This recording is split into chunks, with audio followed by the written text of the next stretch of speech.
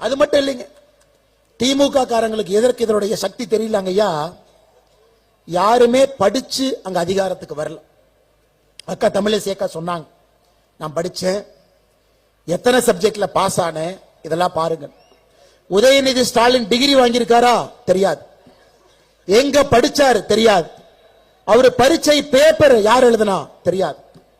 தமிழ்நாட்டினுடைய கல்வித்துறை அமைச்சர் இந்த ஊரை சார்ந்த அன்பில் மகேஷ் பொய்யாமொழி, அவர் இன்னும் இதைவிட முக்கியமான பொறுப்பு இருக்கு, அகில உலக உதயநிதி ரசிகர் மன்றத்தினுடைய தலைவர். நான் ஏதோ உங்க கைத்தறலுக்காக சொல்லிங்க, அகில உலக உதயநிதி ரசிகர் மன்றத்தினுடைய உண்மையான தலைவர் அன்பில் மகேஷ் பொய்யாமொழி.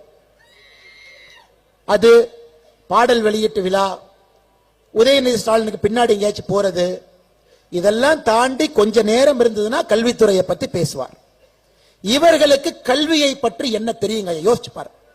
உங்களுடைய குழந்தைகள் என்ன படிக்கணும் என்ன தெரியணுங்க? தெரியாது, தெரியாது. ஒரு அமைச்சரையும் பாருங்க.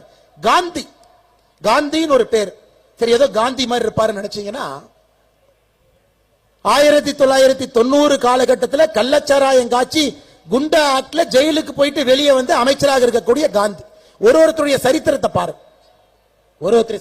செந்தில் பாலாஜி 5 கட்சி மாறி வந்து சாராய் அமைச்சர், 1.5 வருஷம் ஜெயிலுக்கு போனாரு. அடுத்து 5 வருஷமா 10 வருஷமா நமக்கு தெரியாது ஜெயிலுக்கு போறாரு, அவர் ஒரு அமைச்சர்.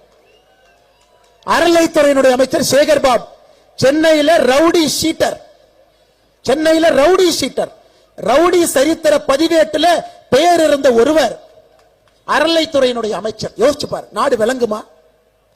அமைச்சர் ரகுபதி பக்கத்து மாவட்டம், அவரு மேலேயே வருமானத்துக்கு அதிகமாக சொத்து சேர்த்தாருன்னு கேஸ் நடந்துகிட்டு இருக்கு. அவர்தான் சிறைத்துறை நீதித்துறையினுடைய அமைச்சர். நாடு விளங்குங்களா? விளங்கு பாருங்க. ஒரு அமைச்சருடைய சரித்திரத்தை பாரு.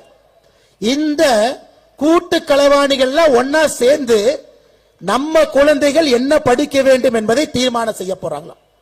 ஒரு ரவுடி கிளாஸ் எடுத்தா ரவுடி தாங்க கிடைப்பான், நல்ல ஆசிரியர் கிளாஸ் எடுத்தா நல்ல பையன் கிடைப்பான்.